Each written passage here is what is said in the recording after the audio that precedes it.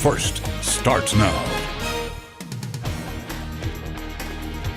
Good evening, I'm Lauren McCoy. Indianapolis Reyes family, neighbors, and other community members gathering right now to honor the three young children killed in a fire allegedly started by their own father. And this as crews prepare to demolish the New Orleans East home where the 3, 5, and 8-year-olds lost their lives. David Jones is live in the Plum Orchard neighborhood. David.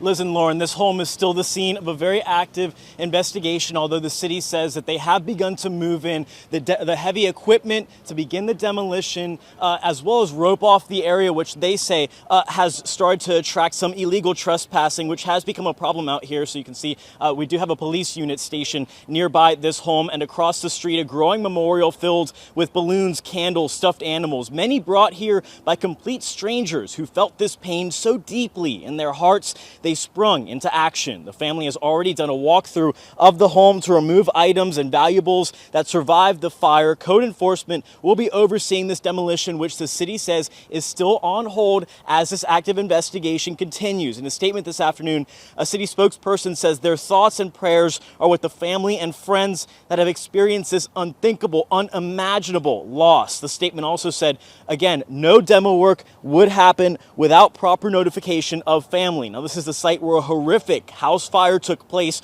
earlier this week. Police say it was set by the father of the 3 children, Joseph Washington. Washington is now facing 3 first-degree murder charges, among other charges. Washington had a history of domestic violence, a temporary restraining order, and a divorce filing from the mother of the kids. Now, as we've been out here all week, countless people have been driving through to pay their respects and to reflect on what happened.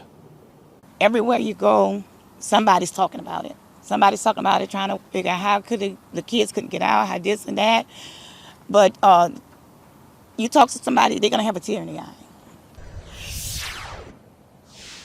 The vigil will begin tonight at 6 o'clock, just a few blocks down from where we're standing right now on the 4600 block of America Street. Organizers are asking anyone who's coming out to bring pink and blue balloons to remember the lives of these young children lost. For now, reporting live on America Street, David Jones, Fox 8, Local First.